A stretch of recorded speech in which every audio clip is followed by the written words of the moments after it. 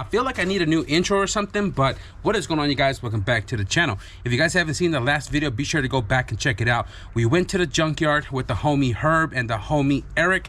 I scored a bunch of stuff for my 88 silver sedan. Herb scored a bunch of stuff for his Element. Now, if you guys don't know, if you don't follow him on Instagram, his YouTube channel, Herb got into a front end collision. It was a hit and run. Dude took off and left Herb with his front end all destroyed, but we were able to score a bunch of stuff for his Element, and we spent the whole day, the previous video, to repair his entire front end and make it look like it has never been in an accident before.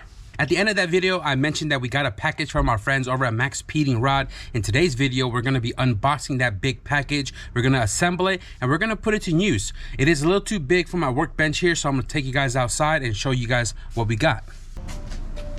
Our friends over at Max Heating Rod sent us a new item listed on their website, an air jack. Never seen it before, never used it before, and today we're gonna find out. I don't know where my razor blade is at. BRB.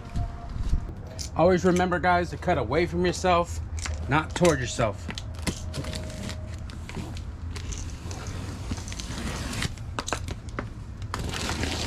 I will say this package came to us really clean, and I know a lot of you guys get stuff from Max Heating Rod and it comes pretty destroyed. It's not the company, guys.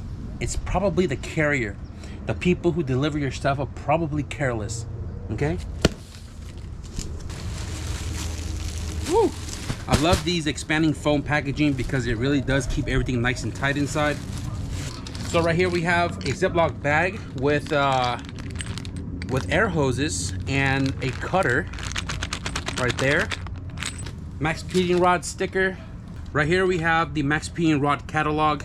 We have the instruction manual right there and an installation instruction for the air fitting. This is going to make it easy for you guys to understand how to assemble this air jack. For some reason, this thing looks a lot more compact than I had pictured, and now that I have it right here in front of me, this thing looks like it's going to be pretty easy to store away when I'm not using it. I'm just realizing right here that there are two models to this, stage 2 and stage 3. This one right here is probably stage 3 because it has 3 of the airbags on it. This one has 2, which I believe is what we have. So let's go ahead and go through the manual here real quick. The instruction manual itself is just a little 3-page pamphlet. You can read or look at the pictures like me, and right here in the center it kind of tells you a little bit about the 2 models that they offer. So the one that we have right here is the air jack double bag. We have 2 bags right there. This one supports 3 ton, 6,666 pounds, 100 to 145 psi of working air pressure. Inlet air pressure is 10 bars max. Bag diameter is 10.6. The bag diameter is the width of the bag right here is 10.6. Minimum height, I'm gonna assume, is it fully deflated down, is 4.7. Let me grab my measuring tape. Yep, it's a little under 5 inches. So at full deflate, it is 4.7 inches in height. Max height is 14.2. So max height is 14.2. I'm assuming that's with the air fully all the way up. It's 14.2 inches. And because there's a extra cup, whatever this is, 3 1/8, that'll kind of give you a little bit more height, I'm assuming. But we'll figure that out in a second once we air this thing up. And then extension height 3.1. So right here on the back side we have illustration and word instruction on how to assemble this air jack. So let's go ahead and put this thing together. I'm gonna go ahead and build the arm here first before we do the airline. Let me get the correct tools for these guys here. The nut itself is an 8mm, perfect in there. And then the Allen keys for this one and the tinier one, it is 5/32, snugged. I noticed that the hardware doesn't come with any washers and the nut is not a nylon thread. So I'm gonna see if I can send some feedback to see if they can send washers with the kit or a nylon threaded nut. So that way it'll help this nut and bolt system from backing out if you tend to use the air jack more frequently. I'm just gonna go ahead and use blue Loctite.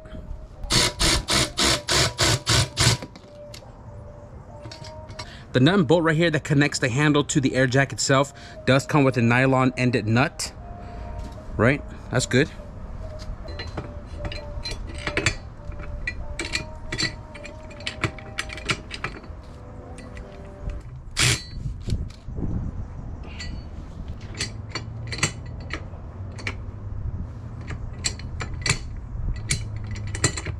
This is pretty cool right here. It has 3 adjustment points depending on where your jacking point is underneath the car. So if it's further underneath the chassis, you can lift this up, bring the handle all the way down to be able to slide it further without this hitting either the bumper, the door, the side skirt, the rear bumper, whatever the case is. So that's pretty cool.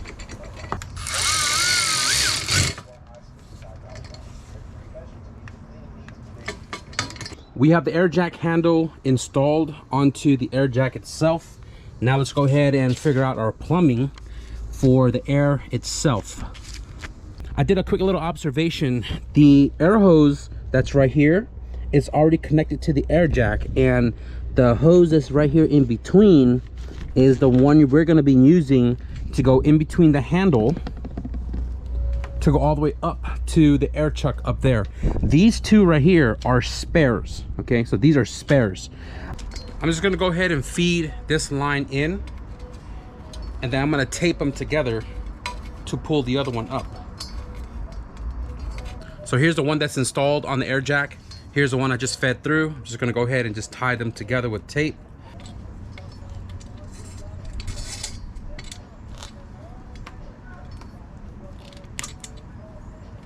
There's our hose. I am going to trim this to fit. Maybe a little, give it a little length. They do send you a little tool cutter right here to make sure you cut a nice straight line. Pretty cool. Look at that, nice and sharp. Tube sleeve. Shove it up as far up as possible. Okay. It is a size half. Give it a nice little snug. There we go.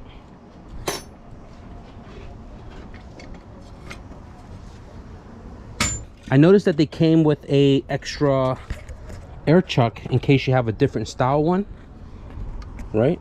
I believe mine is like this. Pretty convenient. They have wheels on here so you can kind of like maneuver it around. This thing rolls really smooth, even on the rocks.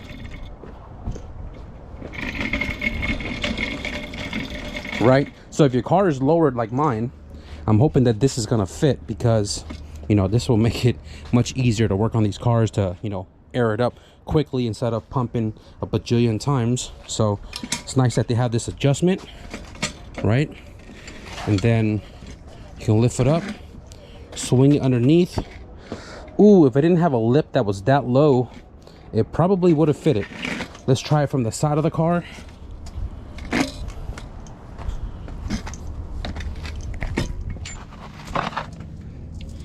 I want to say just barely. Let me see.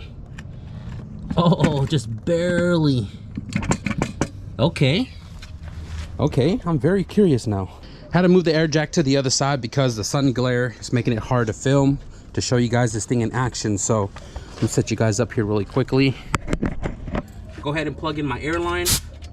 My tank is full and the switch is turned on. If you guys look back here, there's a lever. If you push up, it brings air into the air jack. If you pull down, it relieves the air to drop the car. I'm gonna whip out the timer to see how long it takes to fully air up the air jack. I'm gonna pay attention to the air jack and see when it stops going up, and then I'll hit the stop button to get the full extent of the air jack tube bag. So let's go ahead and time this thing. Here we go.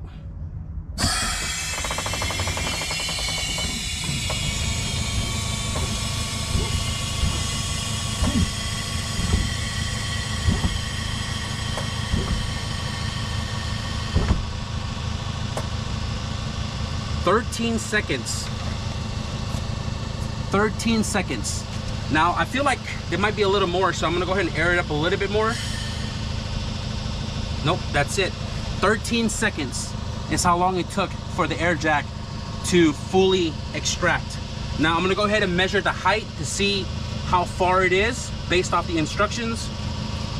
On the instruction right here, it says air jack double bag is 14.2 max height, and it is measuring from the floor to the cup on top of the air jack. So let's see how far this thing is extended. We're a little over 13, probably 13 and a quarter. Not quite 14.2, but 13 and a quarter. Let me see if it goes up any more. Nope, that is maxed out. So not 14.2 like it says in the instruction manual, but 13 is still pretty good, and only 13 seconds to fully air this thing up off the ground. If you guys look over there in the back, my wheel's off the floor as well too. So not shabby, and I can already tell you guys that this thing is way faster than the floor jack, period. But I will say though, not all the time you're gonna have an air compressor wherever you're at. So the floor jack is the traditional way, obviously jacking up a car, but if you do have access to an air compressor, this thing works really efficiently. Now let's go ahead and see how long this thing takes to air out and get the car back onto the floor. I don't need to time this, but let's go ahead and time it anyways.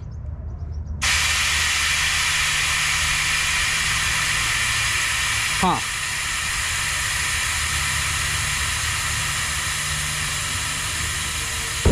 Whoa. That's kind of scary, I'm not gonna lie.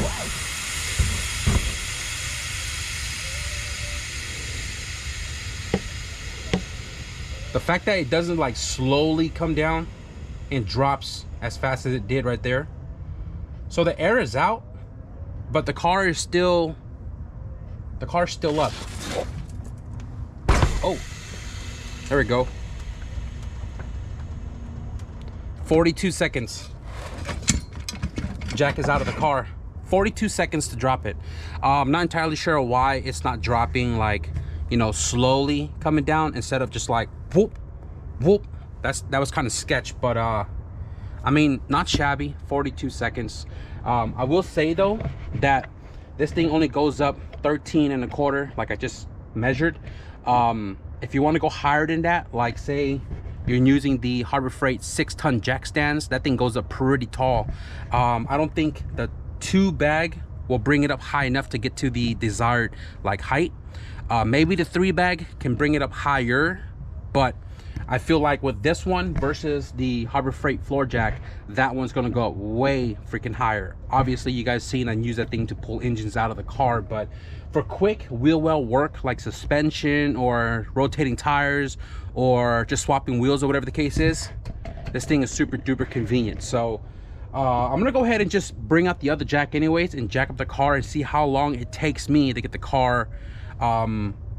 Let's compare it the same. Let's see how long it takes the floor jack to get up to 13 and a quarter, 14 inches off the floor. I'm gonna start the timer as soon as I pull the lever down to see how long it takes the 3-ton floor jack to get this car up 13, 14 inches. Here we go.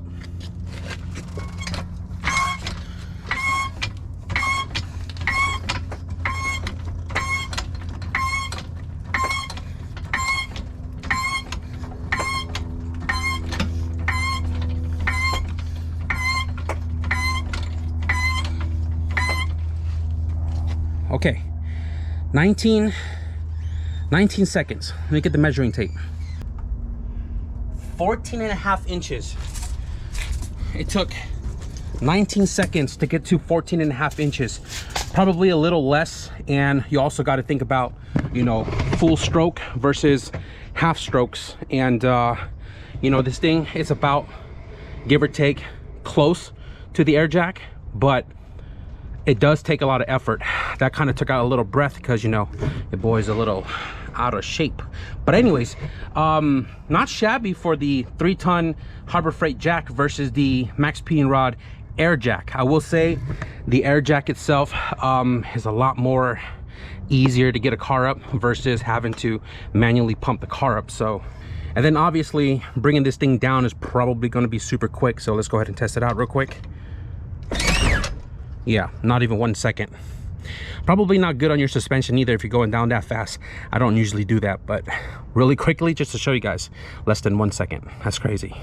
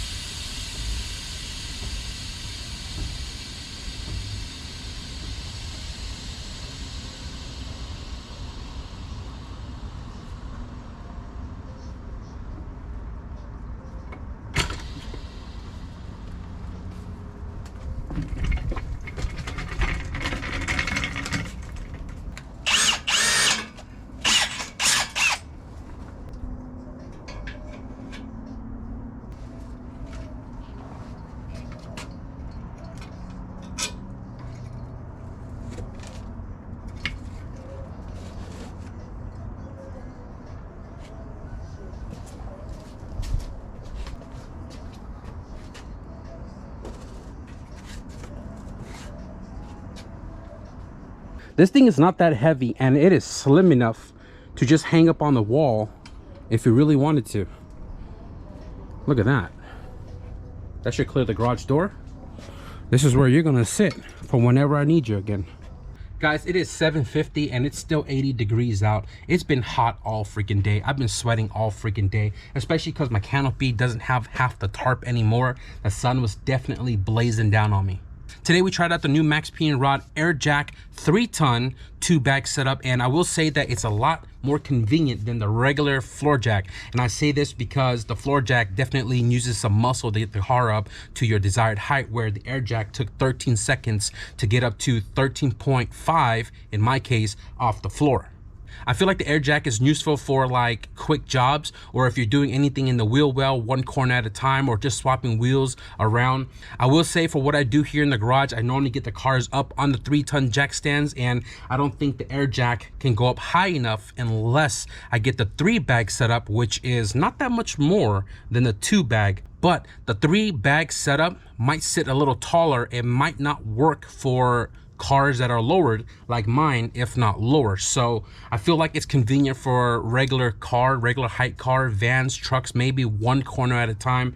Very convenient to pick up a car in about 13 seconds. So Max P and Rod Air Jack, definitely will put it to use when I need to use it for anything here on the driveway between my mom's car, my nephew's CRV, or anything that's stock height that comes in and out here on the driveway.